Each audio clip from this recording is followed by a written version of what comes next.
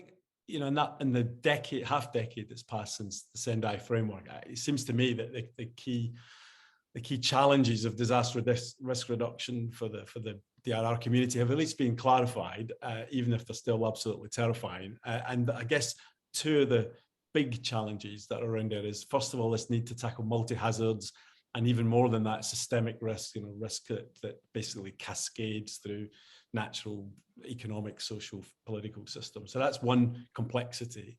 And then the other one on the other side is that need to bring in more people into the risk management process, particularly those at-risk publics, those communities that are at the sharp end, and involve them, engage them in the risk management process. So I guess it's in that context and that breeding ground, really, that tomorrow's cities emerged, and the kind of key core of tomorrow's cities is this decision support environment that you both have been really closely involved in. So I just wonder if I could turn to you first of all, Eva, and just because you're a social scientist that works at the interface between urban studies, international development, and disaster risk. So maybe you can talk to how the decision support environment helps to bring those local communities, those civic agencies into the process. Yeah, I think it's quite interesting first to recognize like this multiplicity of voices and of actors, because usually and traditionally, I think in the disaster fields and lately more around disaster risk, there is this tradition of just focusing on very technical agencies that deals with emergency management and who are the first responders. Over the last decade, and since the Sendai Framework, there has been this acknowledgement that disaster risk management, disaster risk reduction has to be dealt by different sectors. So we have this cross-cutting understanding, but we are still a bit behind in terms of involving those who are most at risk.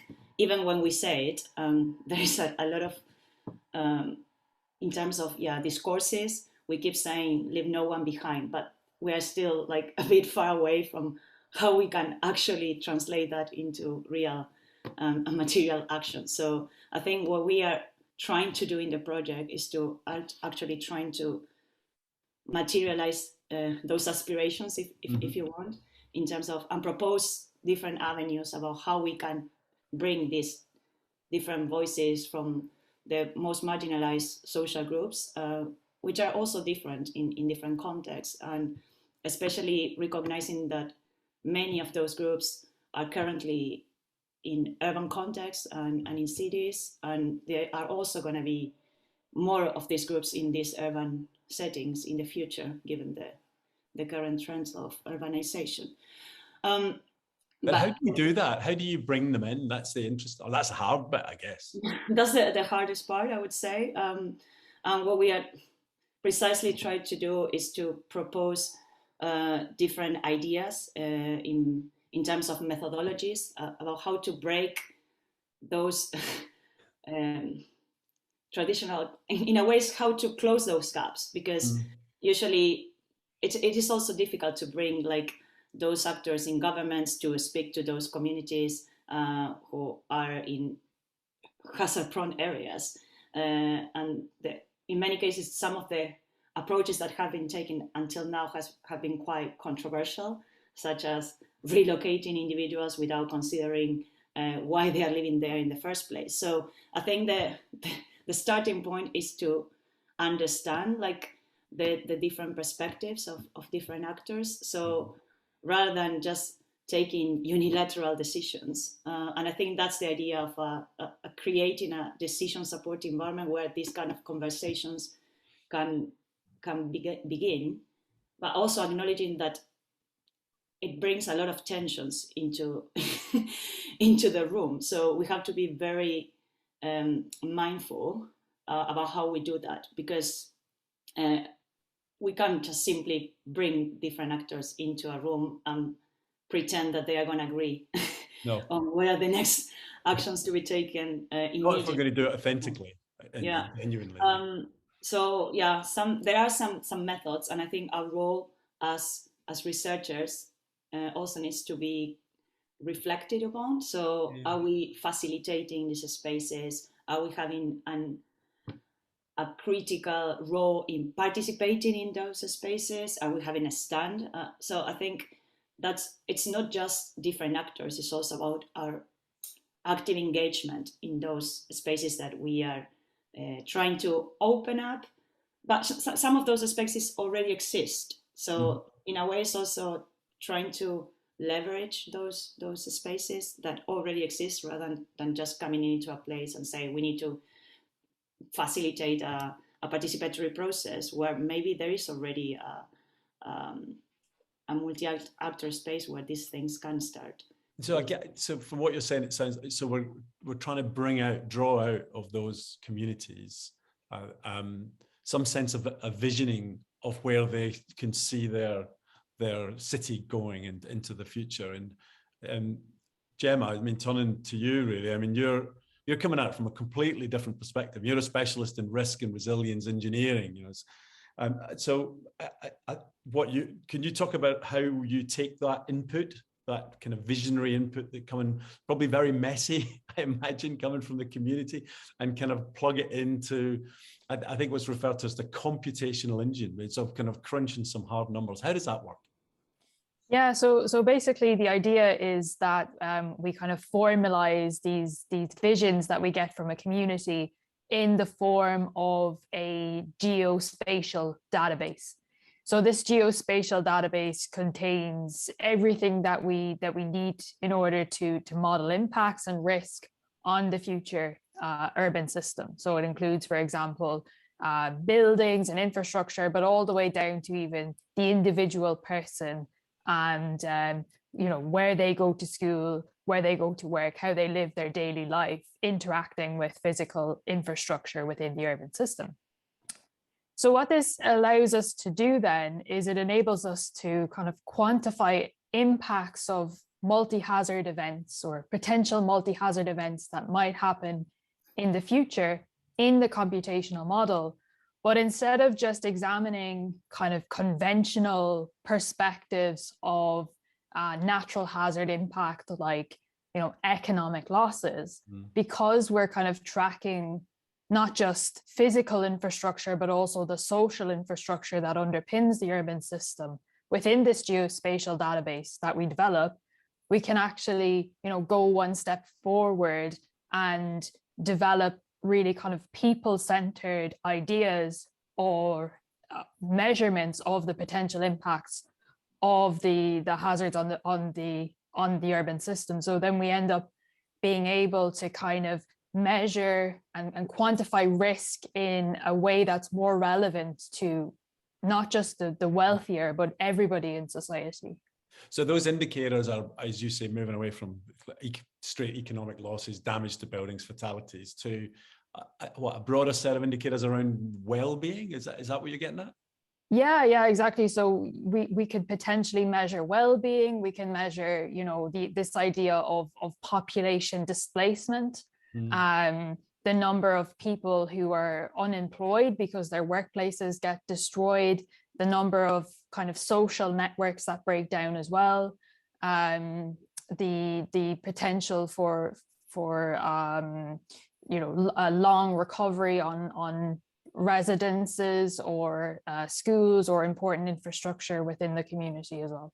And I guess what you're doing then is matching, so looking at those vision scenarios that have come out of that first step, running them through and seeing what the implications will be in terms of those impacts at the end of the day. Is that, you know, looking into the future? Yeah, exactly. And I think another kind of innovation is, you know, we don't just look at the set of any set of impacts. We go to the stakeholders, go to the community and ask them, you know, what impacts are important for your life. So we're really kind of democratizing the concept of risk that way.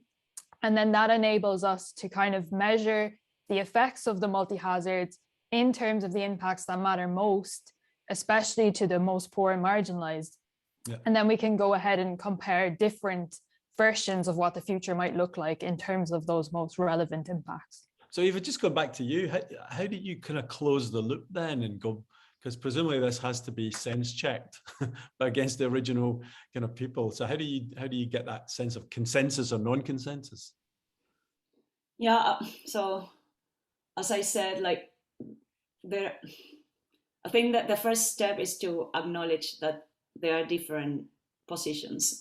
Even when we tend to talk about the community, the urban poor, like they are not monolithic agents, you know. So and they're going to vary depending on where you are. So we need to acknowledge that complexity as a starting point. We need to acknowledge the differences, but also from those differences, we should not, that these differences should not stop us to trying to bring a common understanding, or at least trying to bring this different, create a dialogue in order to propose different solutions or pathways to move forward. So I think we need to start from facilitating the encounters in a way, so opening up these spaces as a way of, at least as Gemma was saying, recognizing that there are differential impacts, that not all the impacts will be weighted or prioritized in the same way, and why are there are differences in the way that we weight or prioritize different impacts, thinking about the future. And perhaps when we have a better understanding of the other, from there we can also in a way start changing the way that we can frame like solutions for the future. So I think it's more about understanding where we are, who we are, why do we think in this way, and then reframing that based on what we hear from the other groups. So I think that's our role as a starting point. And ideally, it's because it's an iterative process. So we cannot just expect that we are going to come up with a risk agreement for a future urban plan after one workshop. Yeah. So I think it's also a matter of being clear about the expectations that we are raising with the individual. But at some point, I'm guessing at the end of the process, we have to take some kind of clarity. You talked about possible pathways. Yeah. To take those possible pathways to the policymakers and say, well, you know, here's kind of the options on the table. Yeah, but so for me, it is policymakers, but decisions are not just made by policymakers. So I think that's the other. I think when we are talking about a decision support environment, we are not assuming that the only decision makers are people in the government or policymakers, you know. So there are decision makers also at the level of the communities. A lot of the interventions or the trajectories for change or the plans that are proposed can also come out from the grassroots and from the bottom up. So and that's where you will have different visions that are translated into different potential scenarios. And yeah, at some point we can, the idea is trying to reach a middle ground that recognizes these diversities. But I think, yeah, like the ultimate goal of the decision supportive environment is to have a plan for the future city that incorporates as many voices as possible. Yeah. But yeah. I just wanted to ask one general question, which is, you know, one of the other subtexts, I guess, of the decision support environment is a common environment for that interdisciplinary working, for the social scientists to work with the kind of physical scientists, let's say. And you are great examples of those two opposite ends of the spectrum. How has it been, the two of you kind of working, not necessarily with yourself, but others too, in that rather kind of strange borderland? Yeah, I can go first. Yeah, so for me, I think like it was an interesting first experience where, you know, the idea was we brought very kind of maybe not engineering centric, but kind of a physical perspective on the DSC. We kind of brought forward to our broad kind of early career research interdisciplinary group to begin with.